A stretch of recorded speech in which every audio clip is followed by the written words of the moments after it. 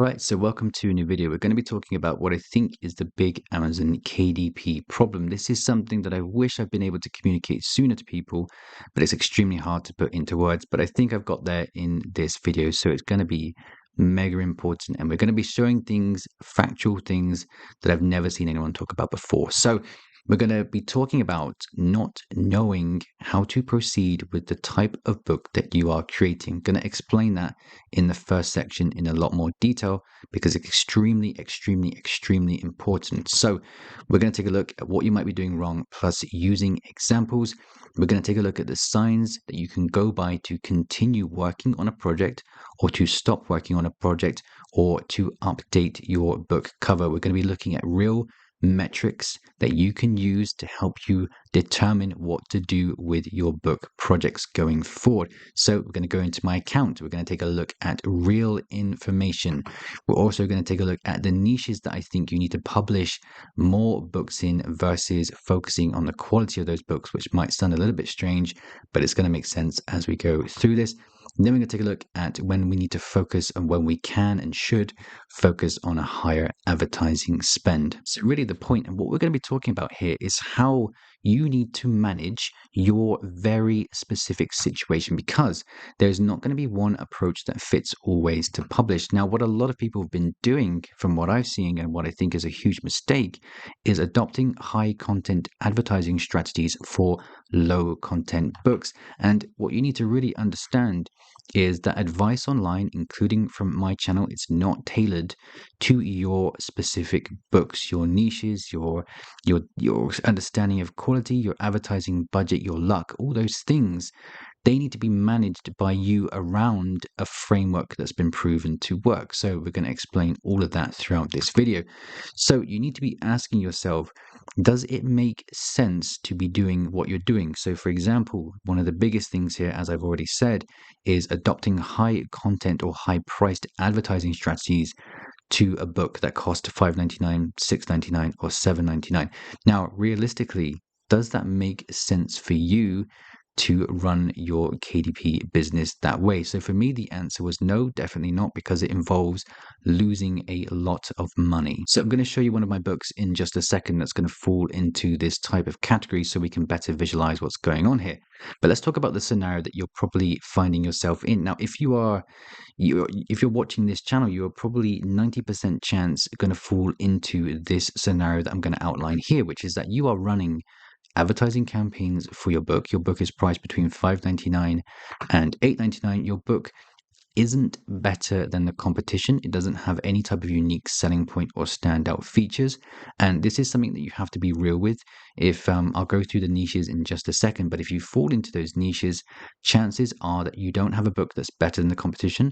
It doesn't have a unique selling point or any standout features. So therefore, the royalties for your book, they're going to be relatively low. I don't know the exact amount, but let's just say between 30 cents and $2. Now, we're going to refer to these as just okay books. So I'm going to give you a quick example of what I would consider to be an okay book. And spoiler alert, it's probably what your books look like. And just in case that sounded slightly rude, I'll be using my own book as an example to demonstrate this. Now, this is an addition and subtraction workbook that we made in 2022. If you've been watching my channel for a while, you would have seen the case study for this, and you would have known that the price increase absolutely destroyed this book, even though it was doing quite well. But the point here is that this is an okay book. Like, it's not going to win any awards. It's not really going to make thousands and thousands and thousands of sales every single month. It's not going to do that. It's just okay. It's an addition and subtraction workbook. There's only so much money that one of these okay books is going to make for you. So logic here is going to dictate that you're going to have to create more than one of these books, but lower your advertising cost for them, because there's going to be a cap to these type of niches, just low content books in general. I know there are exceptions, but in general, we're going to have there's a limit, an upper limit to the amount that we can make per book. Therefore, there should only be a limit in how much we work on these projects and spend on them. So take note of what I'm talking about here. Like, there's no unique selling point for this book. It's not better than any other book inside of this niche in particular. But it doesn't mean that we can't make sales with these books. We just have to know how to manage going forward with these type of books. Now, as another example, let's just take a look at another typical niche where Amazon is just inundated with these type of okay books. Now, if you look at things like word searches, let's just use the autumn word search as an example here. Now, do any of these books really look like they have a standout, unique selling point or anything like that? The answer is no. Like, they really don't. They're word searches, they're early education books, they're whatever type of books that your journals, notebooks, they're all, I'm not going to say that they're shit, but they're just okay books, right? So realistically, for an example, if you're this person here, and I don't really like going onto other people's books, but if you're this person here, would it make sense to spend thousands and thousands and thousands of dollars every month to work on just one of these books? Now, especially when the price is $7.99, which means the royalties are going to be quite low. If you're adopting a high-priced advertising strategy for your book, so you're spending, let's say, between $1 and $1.70 per click for your advertising campaigns, and you're doing that for a prolonged period, for example, does it make sense to do that for a $6.99 or a $7.99 book?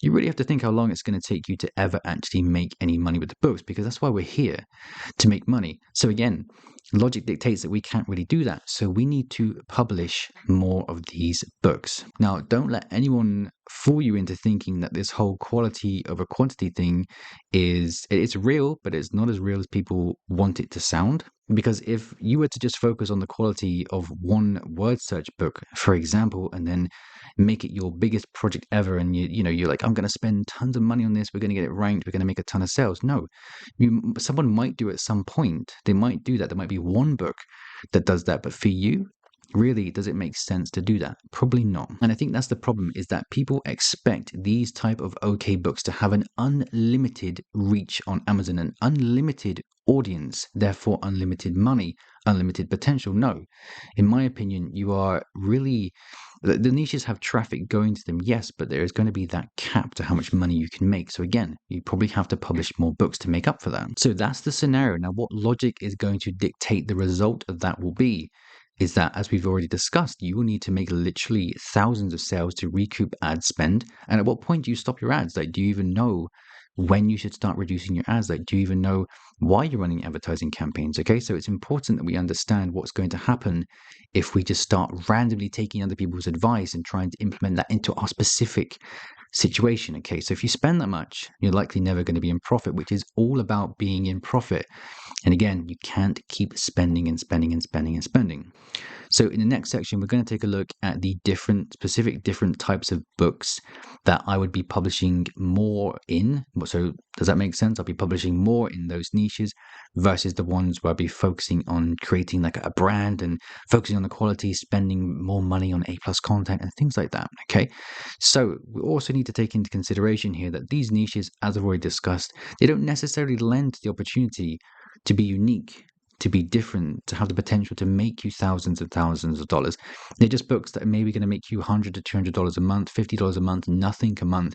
That's the reality behind a lot of these books. Even though some people are having immense amount of success with them, you got to think, for you, what's the likelihood of that happening? So ultimately, as we can see at the top right here, we need to stop pushing a project and move on, which is why I always talk about having a budget that you work within for every type of book. We stop pushing it as hard, and then we accept that that book is just going to take longer in terms of making that money back.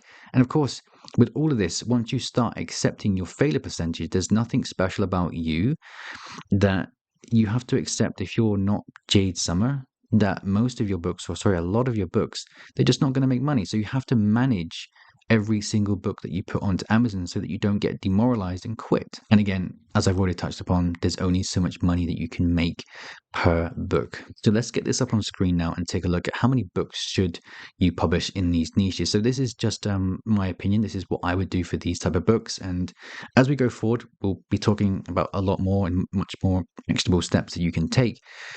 But it's important that you understand what situation you find yourself in. So if you are publishing books on the left-hand side here, you would want to probably publish more books and focus on less ad spend. So, for example, when I was doing my niche early education book, I was thinking to myself, does the cover, does like the niche potential, does the niche in general, like, does it lend to the opportunity to make a ton of money, or does it lend to the opportunity to make some money? So I thought to myself, it probably just lends to the opportunity to make some money. So we proceeded with that in mind, that it's just an okay book that's going to make us a little bit of money each month. And we approached it that way by making sure that we didn't have a large ad spend, to make sure that we weren't spending tons on the book cover. It was like $30, and and then we didn't have much of a budget for the advertising campaigns either. And we also went into that accepting that we're not going to spend thousands and thousands of dollars to try and make this one okay book work. So other examples of this would be things like notebooks. And I already know, yes, there are exceptions to this where people are making tons of money from notebooks and journals, but I have to communicate with the majority of people here. So notebooks, journals, word searches, niche early education books, generic coloring books that have been made with AI or graphic packs. Now, I know that's going to be a touchy subject for some people. And I've not got any experience with AI books, so maybe I shouldn't have that there. But also seasonal books as well. So seasonal books, it's really important you capture advertising spend, because the reason that you're doing a seasonal book is because you want to make the most of the organic sales, that spike in organic sales during the seasonal period. So you really have to manage when you're releasing that book in your specific situation. Now ask yourself, if you're creating an autumn word search and someone's telling you to run ads for 6 months before that book goes live, before you can make any money from that book, does it make sense to that situation? No, of course it doesn't. You want to release that book maybe a couple months before that season, spend maybe $100 to get the book ranked, and then hope that the seasonal spike is going to take over organically. Okay, every perspective we have is about making money. Does it make sense to spend thousands of dollars on these type of books? I don't think it does. Now, most people, 90% of you, 95% are going to fit into this category here.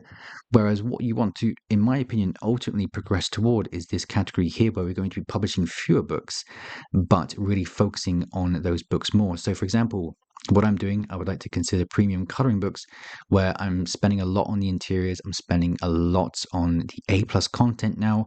Even the A plus content is costing me like $100 to $250, and more wiggle room with the advertising spend for these type of books as well. Same goes for activity books or higher content early education books that take longer to create and therefore have much more potential on Amazon. It's a much broader potential. Think of all these as like broad potential. Coloring books, activity books, high content early education books is all kind of broad potential. And then we have books with really unique selling points that make sense, and I guess maybe extremely high quality, low content books as well. And these kind of sections fall into, I guess, advanced people that know what they're doing, people that understand the risks involved, they know what their budget, they know what their own quality is, they've got results to back this up. If you're new to publishing and you want to try and jump into this area where you're like, I'm going to create the most premium, amazing activity book and coloring book ever, and you're going to pump tons of money into it, it's going to be your big brand, it's going to be everything to you, I think you're going to get disappointed and lose money. And you got to be real with yourself as to what like a premium brand is. So take a look at like Jade Summer and take a look at some of the best-selling activity books. I think Samira Taj, I saw someone else do a video on Samira Taj the other day, I think her name is, but she has like a brand, she's spending money, she understands the quality of the books, right? Do you really fit into this category is what you need to ask yourself. So there's nothing wrong with being over here, which is where I sort of spend some of my time as well, obviously, but it's all about managing your specific situation. So there's going to be a common theme to these type of books, and that is that they are easy to create, and there's going to be a common theme to these ones is that they're going to be harder to create. Therefore, they have more value. Therefore, they warrant having more spend and more time. So this is already one way that we can have a real good understanding of how we should proceed very specifically with our own books, is by understanding which type of niche, what type of books we're actually creating. So for example, if we take a look at some coloring books, because I know people that watch me are probably interested in doing coloring books. For me, this is just an okay book. It's made by AI, I'm pretty sure. The book cover's all right. There's no unique selling point. Like what people do at the moment is they jump on certain trends. So like the whole animals in flowers thing like is a trend at the moment, and people don't offer any kind of unique selling point. So the way that I'd be proceeding, and the sales are reflective of this generic book as well, the way that I'd be proceeding with this type of book, if I was doing this like AI, for example, I'd be really capping the advertising spend and creating more of these type of books. So probably niche, doing more niche books like this. So maybe like a cat mandala coloring book, or a donkey, not a donkey. I don't know. What are the popular animals these days? I don't know. Axolotls? I don't know. Whatever. But I'd be creating more of these, is the upshot, and not focusing on spending tons and tons and tons of money. Because really, if you were to look at the dog coloring book niche in general, you'd have to try and understand what the cap is for that niche as well. Is it a bit too specific of a niche to warrant tons and tons and tons of advertising spend? I've not checked, so someone could probably correct me there, but I'm not 100% sure. And again, it also just depends on the quality of the book in general, the unique selling point of the book, etc., etc., as to whether you would actually spend a ton of money on it. So hopefully this is all making sense. Now, just to give two extremes here. Now, if someone is creating a high content book that they've put, let's say, 6 months of work into it, the competition on Amazon is naturally smaller because those books take so long to create, and therefore the price of those books are going to be like $19.99 or $20.99 and above. Now, again, ask yourself, an advertising strategy that works well for that lends for that room to invest advertising, does it make sense for you to do that in that situation for your situation? Does it make sense to do that? If it doesn't, then you shouldn't do it. And long story short, create more books. Don't be afraid to create more books, especially if you're in these niches here. We come to the point where now we're all trying to focus on equality over quality, which is bullshit. Makes no sense. It does make sense, but it doesn't. It's also bullshit. It makes sense. It doesn't. I don't know. But we get to this point where we are just obsessed. We're going to be like, this is our book. This is our number one book. It's going to be a great selling book. And we focus on that for way, way, way too much of our energy, time, and money.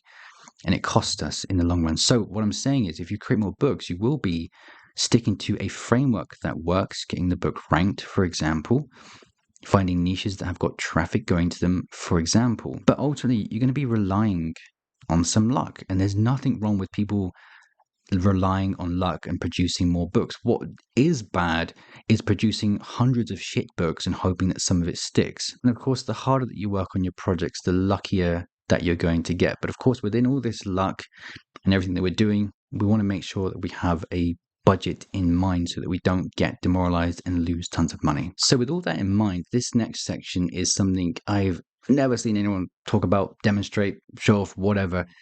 It's going to help you when it comes to actually being able to work your way toward those books that are going to warrant more spend and more time on them. So this is also going to help you with whether you should be continuing with a project or not. So it's going to help you in future books, and it's also going to help you with your current book and understand if it's worth going forward with. So what we can do is kind of reverse engineer our advertising metrics, okay? So the metrics that I take note of are the advertising conversions. So typically I want to see that these are going to be around 1 in 12 or better than 1 in 12, ideally 1 in 10. But at the moment in January and some of February, my conversions are just bad in general. So I kind of have that wiggle room where it's like 1 in 15 at the moment. So that's one of the first metrics that I use. We're going to my account in just a second and do a demonstration. I want to see a click-through rate of 0.3% or higher. I'm going to explain how that works. We want to see organic sales, and we want to take a look at the ranking volatility as well. So I'm going to show you some advertising campaigns from my account now to help you understand this better and how I approach things. So what we're looking at here is an advertising campaign for the coloring book case study that I'm currently working on, which is like a scenery type coloring book. Now, what we can see for the first month that this book was live, which was in January, and I want you to follow the cursor here, what we can see is that the click-through rate is 0.34%. Okay, so what I'm going to show you here is going to help you with going forward and updating your book and also your future projects as well. It's really incredible stuff. I'm going to show you live. So your click-through rate is basically the ratio of how often shoppers click on your ad when displayed. This is calculated as clicks divided by impressions. So how often when people see your book, are they actually clicking through to it? So again, what does logic dictate here is that if you're getting impressions on your book, but they're not clicking on it, the logic dictates that the book cover isn't good enough. So for specific numbers here, you probably want to see this being higher than 0.3%. Okay, I don't like it when my click-through rate is this low. So the first thing that you can take from this when it comes to working on your current book is that you can update the book cover for it. So in the coloring book case study, I have actively done that, and that's why it's taken me so long to release this. It's not being sold, by the way. It's for one of the case study groups. What I did was update the book cover and then tested the results for pretty much the entirety of January for February. So we have the results for January in front of us here, and then we have the results for February, where the book cover has clearly worked to some extent, where we're looking at a click-through rate of 0.5%, which is much better. Okay, so that's one metric that you can go by, because what I'm going to show you here is pretty awesome. I'm going to use two more case studies as an example. So not long ago, we did this is a kindergarten case study here, where we can see that the click-through rate again is at the 0.34% range, which isn't particularly good. Now, if we take a look at one of the campaigns for the addition and subtraction workbook that I showed you earlier on in this video, what we can see is that the click-through rate is 2.16%, which is much, much higher than the click-through rate for our kindergarten workbook, but it's in the same sort of niche, right? So that's obviously working. So what we can do is now take this data that we have in front of us and use that for our books. So for example, what I could do for the kindergarten workbook here is to update the book cover to make it slightly more similar to the layout of this book here. Okay, so this is fantastic information that you can use not just with continuing a project, but also going forward, because what's going to happen as I add more early education books into my catalog is I'm going to be following the style, the layout of the book cover that's getting the best click-through rate. Okay, so this is incredibly important information. You should take it with a pinch of salt, I suppose, because it could be dependent on the niche, the time of year, the price of your book, but we've got to go by some metric and make those informed decisions. So again, another example here, I did a color by number book a few months ago that we uploaded just before Christmas, I think it was. I can't quite remember, but the click-through rate is actually 1.8. I think in total this month, last 30 days, 1.37, which again is really good. Now, what I'm going to be doing is adding to that author name and going to be copying the style that I used for that book cover, because it's clearly working. So I can take things like the layout, the type of colors that I was using, and then make a unique book cover with those features in mind. Very powerful stuff, and it gives you that peace of mind going forward when it comes to creating new book covers, that what you're creating is likely to give you an edge when it comes to your conversion rates and your launches and things like that. So let's take a look at some more metrics now. So I typically like to see my conversion rate for my advertising campaigns at around 1 in 12. So what you can do here, after you have enough information, hopefully around 100 clicks, you can take the clicks and divide that by the amount of orders that you're getting. So this month for the scenery coloring book, we have 126 divided by 9, which is going to give us that 1 in 13 conversion rate for our book. So again, use all this information to help you decide what to do. It's telling you what's going on here. So you look at that and you think, is 1 in 13 good enough? I think it is at the moment. If it was 1 in 20, I'd be a little bit worried. If it was 1 in 30, or 0 in 30, or 0 in 20, then yeah, I'd be really worried, and I'm thinking people just don't want the book. So at that point, you could look at it after a decent amount of clicks and say, it's time for me to start winding down the project. Okay, so you see how this is working now, how this is all working together. The next thing they want to take a look at is your cost per click. Now, a lot of people call bullshit for the cost per clicks that I get for my books.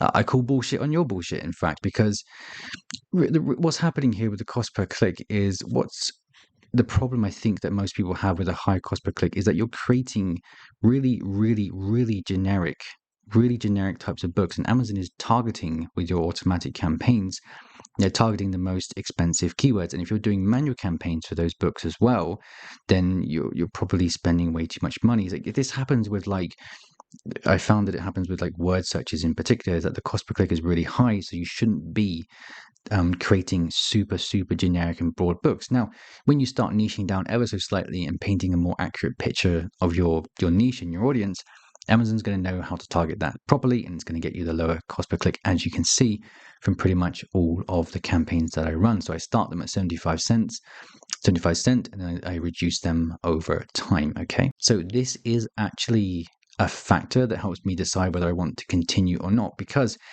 I'm going to give you an example here. I have a couple coloring books where the conversion rate is really bad. It's like 1 in 20, 1 in 25. It's not great, but they are best-selling books. Okay. So the other factor here is that they have an extremely low cost per click of around 15 cent. So again, use that information and proceed. Like, if you're getting clicks at 15 cent, but your books aren't converting particularly well in the ads, but they are organically, you can leave those advertising campaigns going because the cost per click is so low that you can afford to keep them going. Okay. Now, if you are someone who has a high cost per click and you are absolutely hell-bent on spending that much money, it needs to be relevant to again, remember back to the slideshow, the type of book that you're publishing. If you're publishing a word search or a journal or a notebook, does it make sense to keep running it for over $1 cost per click for on and on, dollars and dollars and dollars every single day? It's going to cost you so much money. Again, logically, you're going to make that money back. No. And there's no point for me in saying oh yeah, you will make that money back because you got to invest into getting ranked and things like that. But really, you're going to be making your money back over the course of 400 years at this rate. So outside of these metrics in general, in order to manage my account and manage my expectations, manage my spend, I typically have, for every new book that I launch, I have around a $200 to $250 budget. Now, typically that is for my more premium books, I would call them. But if we're doing a notebook or a batch of notebooks or word searches, personally, what I'll be doing is probably spending around $50 per month and then hoping that I get lucky on some of those books actually hitting it off on Amazon. I know that sounds like it's something that someone with a KDP channel shouldn't be saying, but it's the reality. You have to publish more of these books and then rely on getting the organic sales from them. So these are some great signs that you can actually continue to work on your project. And again, it's going to help you going forward with your next projects as well. So the other thing that I like to look out for is whether I'm getting organic sales for my books after the first 1 or 2 months. I look to kind of pair the advertising sales versus the sales that I get in my dashboard and just see if I'm starting to creep up with some organic sales. So if we don't get those organic sales, then I might look at and all these metrics are working for me, then I might just look at running the book for a little bit longer. So for example, in the or in this case study here, the scenery, we're getting some organic sales. It's not many, which says to me at this point, I'm probably not getting enough placements on Amazon for different keywords. So I need to be getting more sales for a longer period. So I'm just happy to let it go because in my situation, I'm happy with a 0.43. I keep saying that it's a 43-cent cost per click. I'm happy with the click-through rate. I'm happy with the orders versus the clicks that we're getting. So I'm just going to let it run and just see how it goes. We're not spending much on our ads. We spent the lifetime for this book. We spent $135 in what's nearly 2 months now, right? So we look at all these factors and we say to ourselves, are we going to carry on? Can we make some changes here? Should we stop? Use all of these factors. And again, another one that I like to look into is how volatile my book is on the front pages of Amazon for different keywords. If it's all over the place all the time, it might suggest that the niche is probably too competitive for the budget that I've put into it. And if it's too competitive and you have just an okay book, you probably have to let that book just fade off at some point, right? But let's just quickly go through some ways that you can continue working on a book. I'm going to go through this really quickly because I kind of touched upon it already. But changes that you can try if your click-through rate is low, you could try changing the book cover at some point. Typically, that's the first time I've done it, but I did it after, I think it was 4 weeks. And then I looked at changing the A+ content for that. I don't know if that made any difference. I changed the description to make it look a bit more aesthetic, and I also dropped down the price toward the break-even point, just to see if I can get some traction, start getting organic sales coming, get some rankings, get some reviews, things like that. So changes that I don't really think make much difference, and I'm doing this actively in the case study, is the back-end keywords. This is a real hot debated topic, I would say. I was looking into just using specific keywords that I wanted to get ranked for. Um, no comment, basically. And then, of course, we have different types of advertising campaigns. My general feel is that you need to understand why you're running ads to your book, and it all has to work around your own specific situation. So if an automatic campaign isn't working for you and you have 0 out of 40 clicks converting, a manual campaign isn't going to help you, I don't think. For these type of books, you just run automatic campaigns, monitor them, and then from there, after you've got some success and some evidence that your book is worth working on. I'll give you an example now. This became much more rambly than I thought, but hopefully this information is good for you. But what you can see here, we have a color by number book where I've created these manual campaigns, and that was off the basis of checking out the automatic campaign first, which also had a good click-through rate and it had really, really good conversions for certain keywords. So I created them and put them into a manual campaign only after my book had proven in the marketplace to some extent. There was some data out there telling me to carry on working on it. Only then did I start producing manual campaigns. So again, in this situation, it's given me the confidence to go forward with the book, that the click-through rate is good, the clicks to order ratio is good, the cost per click isn't too high. It gives me the confidence to go forward, and the rankings for the book as well, the organic sales for the book, gives me confidence for the book. It's got like 2 good reviews on it as well. Confidence going forward. I can continue with this project. I'm not going to stop it. So I hope this is making sense to you now as to why just picking random strategies off the internet, in my opinion, just makes no sense. It makes no sense at all, because no one knows your specific situation unless you're getting like one-on-one mentoring. You just can't do it. You can work with that framework within all of it, like how to find your niches, how to create your titles and your subtitles, how to run ads, but it's not going to work in the long run for you. So let's lead me on to the last section here, and this is where you should be later on in your publishing journeys. When should you focus on spending more time on a project and spending more money on it? Spending more money on the book covers, on the interiors, the A+ content, niche research tools, and all that shit. When should you be doing that? Should you be doing this at the start of your journey when you don't know what's going on? Should you be doing it when you have these okay books? The answer is probably no. So when should you do it? I think you should start when you've actually had some success with KDP, when you have some profit, when you have some books that you've understood how to get ranked, you've understood if there's traffic going to them, you understand the audience that you're trying to target. When you've had that success, then you want to progress to that point where you're working more on the project. Because what I find is that people will try to work incredibly hard on 1 or 2 books when they're new to KDP, which is fine, but they pair it with an advertising spend and they hold on to it as if it was, the greatest book on the planet, and they have so much faith and belief just because they spent time on it.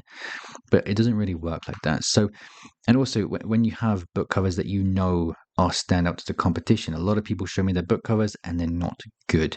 So book covers are super, super important, and understanding what makes a good Amazon book cover is super important as well. That's probably for a different video. And then, of course, when you're confident of buyer traffic. So what a lot of people do, as I've touched upon in this video, is they spend a ton of money on ads for an audience that really, they're trying to force a certain amount of profit from an audience that has probably got a capped potential, if that makes sense. So if you're creating one word search that's going to be your biggest and greatest project ever, and you're spending tons and tons and tons and tons and tons of money on it, chances are that there's not really enough interest out there to warrant that type of ad spend. So you have to understand and be confident of the buyer traffic potential of your niche. And again, of course, when you have the margins that allow for it. I don't ever have margins that allow for a massive ad spend. So if you're creating higher content books, then yes, it makes sense to do that. Doesn't it always have to make sense?